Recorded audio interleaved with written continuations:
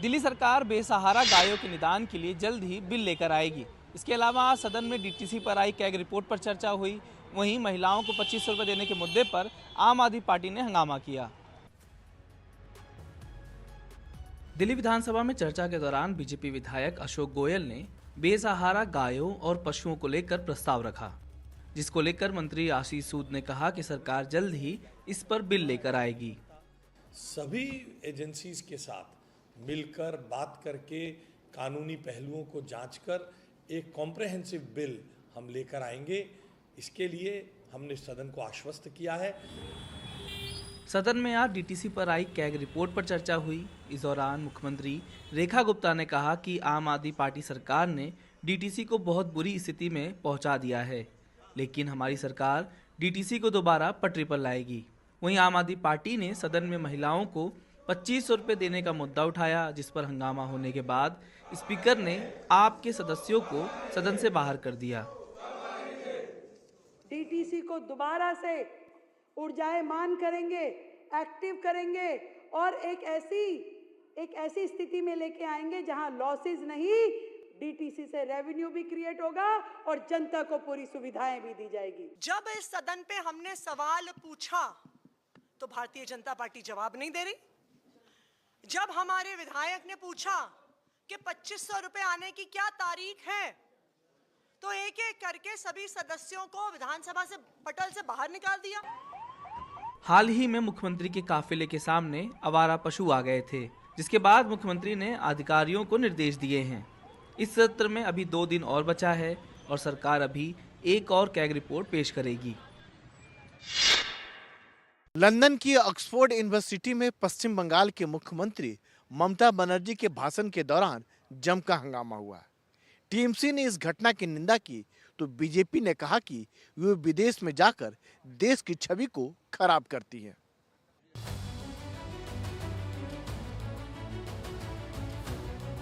London की Oxford university Bengal के मुख्यमंत्री ममता बनर्जी सामाजिक विकास के मुद्दे पर बोल रही थी, तभी हाथों में तख्तियां लेकर प्रदर्शनकारियों ने बंगाल में हिंसा और कानून व्यवस्था जैसे कई मामले उठाए। हालांकि ममता बनर्जी ने हालात को संभालते हुए प्रदर्शनकारियों को जवाब दिया। Please don't do politics here. It is not a political state. That you can do it with me in my state, not here. लेकिन विदेश में ममता बनर्जी के प्रोग्राम में जैसा हंगामा किया गया उससे टीएमसी खासी नाराज है, लेकिन बीजेपी को इसमें कुछ भी गलत नहीं लगता। मैं निंदा करता हूँ। I strongly condemn this demonstration made on foreign soil. If it was in West Bengal, we would have given a reply. Terrorist जैसे काम करती है ममता बंदोबस्त, ऐसे काम कर रहे हैं। देश का खिलाफ बोलना उसका आदत हो गया। वो मानसिक रूप से जय बांग्ला बोलती है, बांग्लादेश का सपोर्ट करते हैं, जितने सारे भारत का खिलाफ जाते उसके साथ हाथ मिलाती है। वैसे विरोध अपनी जगह है, पर देश की बात पर विदेश में हंगामा, वो भी अपने नेता के साथ, दिखाता है कि भारत में राजनीति का स्तर कहां पहुंच गया है। केंद्र सरकार की चली तो सीबीआई को राष्ट्रीय एकता और सुरक्षा से जुड़े मामलों में जांच के लिए राज्यों की अनुमति लेने की जरूरत नहीं पड़ेगी। कार्मिक और न्याय मंत्रालय से जुड़ी संसद की अस्थायी समिति ने सिफारिश की है कि इस मामले में केंद्र को एक अलग कानून बनाना चाहिए। समिति ने यह भी सिफारिश की है कि सीबीआई में सीधे नियुक्ति होनी चाहिए। राजस्थान में सरकार चलाते हुए कभी अशोक गहलोत ने बाकायदा कानून पास कर राज्य में सीबीआई की एंट्री रोक दी थी। ममता बनर्जी ने भी शारदा पॉन्जी स्कैम सहित कई मामलों में सीबीआई को जांच की इजाजत नहीं दी। लेकिन अगर केंद्र सरकार संसद की स्थायी समिति की सिफारिश मानकर नया कानून बनाती है तो उसके बाद राज्य सरकारों के पास शायद सीबीआई को रोकने की शक्ति न रहे। राष्ट्रीय एकता और सुरक्षा से जुड़े मामलों में जांच के लिए सीबीआई को राज्यों की अनुमति लेना आवश्यक नहीं होना चाहिए। जब तक कोई राज्य रिक्वेस्ट नहीं करता सेंट्रल गवर्नमेंट से, होम से, तब तक कोई इन्वेस्टिगेशन हम नहीं भेज सकते। इसी तरह से वो तभी जा सकता है तो राज्य रेकमेंड करे या हाई कोर्ट या सुप्रीम कोर्ट से आर्डर से हो। सीबीआई को किसी राज्य में जांच करने के लिए राज्य सरकार की अनुमति की जरूरत होती है। ज्यादातर राज्यों ने सीबीआई को इसकी सामान्य इजाजत दे रखी है और उन राज्यों में हर मामले में राज्य की अनुमति की जरूरत नहीं होती है, लेकिन 8 राज्यों ने सीबीआई को सामान्य अनुमति का आदेश वापस ले रखा है। इनमें बंगाल, कर्नाटक, मिजोरम, मेघालय, केरल, झारखंड, तेलंगाना और तमिलनाडु शामिल हैं। इन राज्यों में जांच करने के लिए सीबीआई को हर बार अनुमति लेनी पड़ती है। इसी को देखते हुए समिति ने अपनी सिफारिश दी है, लेकिन ज्यादातर विपक्षी पार्टियां इस सिफारिश के विरोध में हैं। मैं इसके साथ सहमत नहीं हूँ। अगर सीबीआई डायरेक्टली इंक्वायर करेगा तो स्टेट का कोई साधिकार नहीं रहेगा।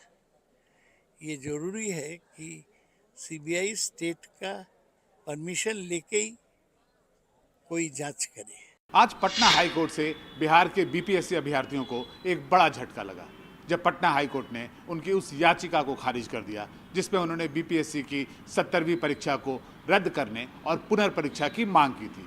यह एक बहुत बड़ी राहत की खबर थी बिहार सरकार के लिए और खुद बिहार पब्लिक सर्विस कमीशन के लिए।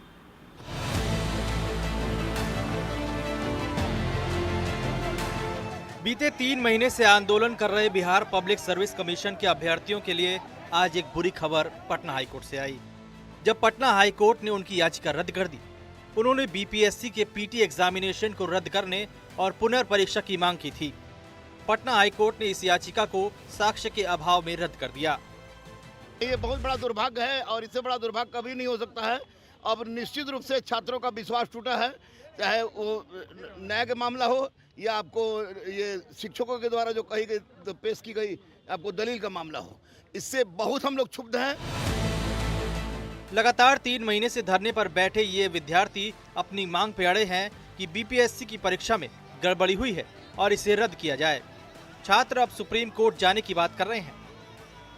सुप्रीम कोर्ट में हम लोग जाएंगे, सुप्रीम कोर्ट में जाके इसका ही करेंगे, लेकिन ये इसमें गलत हुआ है। इस परीक्षा में निश्चित रूप से गलत हुआ है। परमार खेल गए हैं, जो कि गलत हुआ है, 100% गलत हुआ है। कोई चुप रहने वाला नहीं है। ये सरकार और बीपीएससी के लिए बड़ी राहत की खबर है, जो कि पहले दिन से ही इस मामले में अपने रुख पर अड़ी है कि परीक्षा किसी भी हालत में रद्द नहीं की जाएगी, क्योंकि इसमें किसी तरह की कोई गड़बड़ी नहीं हुई है और इस परीक्षा के परिणाम अपने पूर्व निर्धारित तिथि पर घोषित किए जाएंगे।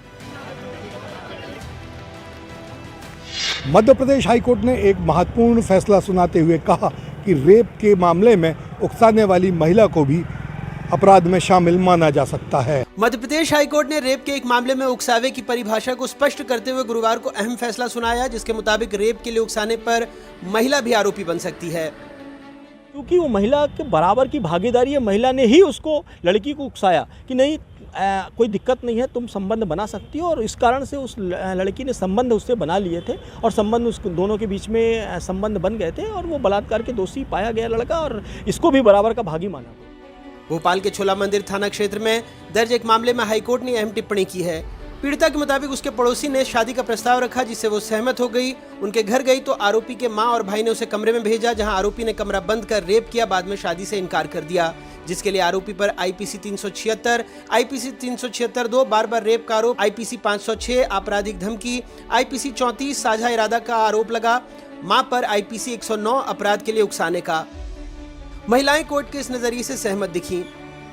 और अगर अपराध में ऐसा कुछ हुआ है तो आई थिंक लड़कियों को भी उतनी ही सज़ा मिलनी चाहिए जितनी कि लड़कों को, क्योंकि अपराध इज कोई भी क्राइम किसी क्रिमिनल माइंडसेट से होता है। It's not about the gender, that's it. मेरा भी सेम ओपिनियन है कि अगर उसने भी किया है, साथ दिया है, तो उसको भी सज़ा मिलनी चाहिए ना। देखना होगा कि इस फैसले का आने वाले मामलों पर क्या प्रभाव पड़ता है। हाईकोर्ट ने साफ कर दिया है कि रेप को बढ़ावा देने वाले भी कानून की नज़र में दोषी माने जाएंगे, चाहे वो महिला ही क्यों ना हो। बेंगलुरु में अपनी पत्नी की हत्या कर उसकी लाश को एक सूटकेस में रखकर यहां से फरार हुआ शख्स जब पुणे में पकड़ा गया तो वो लगभग बेहोशी की हालत में था। पुलिस ने उसे अस्पताल में भर्ती कराया। जब उसे होश आया तब उसने बताया कि पत्नी की हत्या के बाद उसने आत्महत्या की कोशिश की। बेंगलुरु के हुली मावू इलाके में एक घर के बाथरूम से एक सूटकेस बरामद होता है। जब पुलिस उसे खोलती है तो अंदर गौरी की लाश मिलती है। सनसनी फैल जाती है। महज 2 महीने पहले गौरी और राकेश इस शहर में नए जीवन की तलाश में आए थे। राकेश एक सॉफ्टवेयर इंजीनियर था और गौरी जो मास मीडिया ग्रेजुएट थी। हाल ही में अपनी नौकरी उसने छोड़ दिया था, लेकिन 26 मार्च की रात कुछ ऐसा हुआ कि सब कुछ बदल गया। खाने की टेबल पर नौकरी को लेकर बहस हुई। बहस बढ़ती हुई हाथापाई तक पहुंची। कहा जा रहा है कि गौरी ने गुस्से में चाकू फेंका, पलटकर राकेश ने उसी चाकू से वार कर दिया। गौरी की मौके पर ही मौत हो गई, लेकिन राकेश ने लाश को सूटकेस में बंद किया और रातों रात पुणे भाग गया। लेकिन पुणे पहुंचने से पहले उसने जहर खा लिया। मृतका का पति ही मुख्य संदिग्ध है। हत्या के बाद वह फरार हो गया और पुणे में आत्महत्या की कोशिश की। उसे अस्पताल में भर्ती कराया गया है। 2 साल पहले शादी हुई थी, लेकिन शादी से पहले दोनों नजदीकी रिश्तेदार थे। रिश्तों में खटास आ चुकी थी और फिर एक रात सब खत्म हो गया। मध्य प्रदेश में लगातार फास्टैग से ठगी के मामले बढ़ते जा रहे हैं। आखिर ये ठगी कैसे हो रही है, पुलिस को भी नहीं मालूम और पीड़ितों को भी नहीं मालूम। दोनों ही पक्ष इसमें अपने आप को ठगा सा महसूस कर रहे हैं, क्योंकि पुलिस के पास ऐसा कोई मैकेनिज्म नहीं है कि वो ठगों पर लगाम लगा सके। ठगी के कई मामले आपने सुने होंगे, लेकिन अब ठगों ने फास्टैग को निशाना बनाकर ठगी का नया तरीका इजाद कर लिया है। ये ठगी इतने शातिर तरीके से की जा रही है कि ना तो पुलिस को समझ आ रहा है और न ही सिस्टम में कोई रोकथाम के उपाय हैं।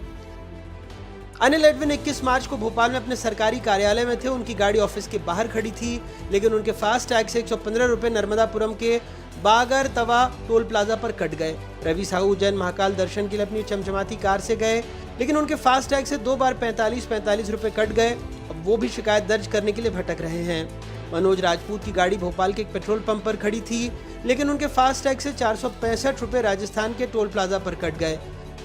मैं एकदम से हतप्रभ था, क्योंकि उस समय मैं भोपाल में ही था और संपूर्ण समय मैं अपने कार्यालय के अंदर में मौजूद था। बाद में मैसेज आए, एक ही टाइम पे 2 मैसेज आए कि आपके फास्टैग से इतने पैसे कट रहे। फास्टैग मेरा पिछले महीने राजस्थान में कटा था, मेरी टोल पे गाड़ी जाने से पहले ही।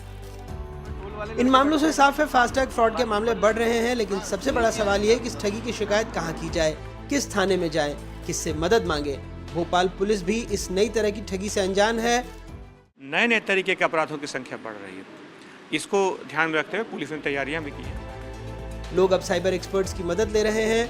विशेषज्ञों का कहना है कि ठग फास्टैग की क्लोनिंग कर रहे हैं, जिससे बिना वाहन की मौजूदगी के भी पैसा कट रहा है। उसको अपने वॉलेट से लिंक रखें, ना कि बैंक अकाउंट से, क्योंकि अगर आप बैंक अकाउंट से लिंक रखें, कहीं ना कहीं बैंक के अकाउंट्स में कहीं ना कहीं छेड़खानी कर सकते हैं। जयपुर सेंट्रल जेल से एक धमकी भरा कॉल, जिसने राजस्थान पुलिस में हड़कंप मचा दिया। पुलिस ने जब इस पूरे मामले की तहकीकात की तो एक ऐसा सच सामने आया जिसने राजस्थान में जेलों के सिक्योरिटी सिस्टम पर सवाल खड़े कर दिए हैं। राजस्थान की सबसे बेहतर जेलों में से एक सेंट्रल जेल, जहां से आई एक ऐसी कॉल जिसने राजस्थान पुलिस महकमे में खलबली मचा दी। एक कैदी ने फोन घुमाया और सीधे राजस्थान के डिप्टी सीएम को जान से मारने की धमकी दे डाली। पुलिस ने तुरंत एक्शन लिया। 100 पुलिस कर्मियों की टीम ने जयपुर सेंट्रल जेल में बड़ा सर्च ऑपरेशन चलाया और जो कुछ सामने आया वो वाकई बहुत चौंकाने वाला था। पड़ताल में इस बात का खुलासा हुआ कि जयपुर जेल के अंदर अपराधियों का चलता फिरता पीसीओ चल रहा था। शाहिनिल इस पूरे खेल का मास्टरमाइंड था। वही जेल में मोबाइल फोन और सिम कार्ड उपलब्ध करवाता था और इसी के जरिए हत्या के आरोपी विक्रम सिंह ने डिप्टी सीएम को धमकी दी थी। आरोपी मोबाइल सहित हमें जेल में मिल गया। पूछताछ से जिससे सिम खरीदी वो और कहां से किसके नाम सिम थी, उन सबको टोटल 6 आरोपियों को हमने कल अरेस्ट कर लिया है। विक्रम सिंह पर 3 लाख से ज्यादा का कर्ज हो गया था। कर्जदारों का दबाव बढ़ता जा रहा था और इसी से बचने के लिए उसने ये प्लान बनाया। जयपुर जेल से दूसरी जेल में ट्रांसफर होने के लिए उसने पुलिस कंट्रोल रूम में कॉल कर डिप्टी सीएम को धमकी दे दी ताकि अफसरों में हड़कंप मचे और उसे फौरन दूसरी जेल में भेज दिया जाए। सिस्टम में किसी कमी के कारण बीच बीच में ये मोबाइल्स जेल के अंदर पहुंच भी जाते हैं, इस टाइप के कॉल भी मिलते हैं और पुलिस उसके बाद आगे जो कार्रवाई करना है वो कार्रवाई कर रहे हैं। पुलिस ने इस मामले में अब तक 6 आरोपियों को गिरफ्तार कर लिया है, लेकिन सबसे बड़ा सवाल ये है कि इतनी सुरक्षा के बावजूद जेल के अंदर मोबाइल कैसे पहुंच रहे हैं? क्या जेल प्रशासन की मिली भगत के बिना ये संभव है? कहते हैं कि अंडा बड़ी ताकतवर चीज होती है, लेकिन इतना ताकतवर होगा कि सीधे 50 करोड़ का कारोबार खड़ा कर दे, ये किसी ने सोचा नहीं था। दमोह के प्रिंस सुमन ठेले पर अंडा बेचते हैं, उन्हें 6 करोड़ रुपए जीएसटी भरने का फरमान आया है। दमोह के वार्ड नंबर 14 में रहने वाले प्रिंस सुमन की सुबह अंडों से शुरू होती है और शाम भी अंडों पर खत्म होती है, लेकिन सरकारी दस्तावेजों में वो दिल्ली में चमड़ा, लकड़ी और आयरन का कारोबार कर चुके हैं। जी हाँ, सरकारी कागजों के हिसाब से उनका बिजनेस 50 करोड़ पार कर गया है और अब उन पर 6 करोड़ का जीएसटी बकाया है। बस प्रिंस को ही नहीं पता वो कब करोड़पति बने। वकील के यहाँ गए तो वकील ने बताया, देखा पूरा, तो उसने बताया तुम्हारे नाम से दिल्ली में कंपनी चल रही है, पूरा कुछ 50 करोड़ के समथिंग का मामला था। तो हाँ, तो फिर हम लोगों ने फिर थाने में रिपोर्ट की है। जीएसटी नोटिस ने प्रिंस के होश उड़ा दिए हैं, लेकिन इस झटके से सिर्फ बेटा ही नहीं, पिता भी परेशान है। हम ये चाहते हैं गवर्नमेंट आगे जांच कर ले, पूरी न्याय की जांच करे, उसके बाद में निर्णय ले। हाँ, हमारे अगर ऊपर कोई गलती हो, कोई वो है, तो हमारे ऊपर कार्रवाई करे। सवाल ये है कि प्रिंस के नाम पर आखिर ये फर्जी कंपनी किसने बनाई? मामले को सुलझाने के लिए पुलिस और आयकर विभाग में शिकायत हो गई है। मैंने साइबर सेल दमोह में भी एक आवेदन दिया है और आयकर विभाग में भी देना चालू कर रहा हूँ। मैं भी आयकर में दे रहा हूँ, जीएसटी विभाग में वाणिज्य कर अधिकारी जी को भी दे रहा हूँ। दमोह में प्रिंस के मोहल्ले वाले अचरज में हैं, ठेले वाले सतर्क हो गए हैं और देश के आम आदमी को एक बार फिर समझ आ गया है कि कागजों में कुछ भी संभव है, बस असली मालिक को ही पता नहीं चलता।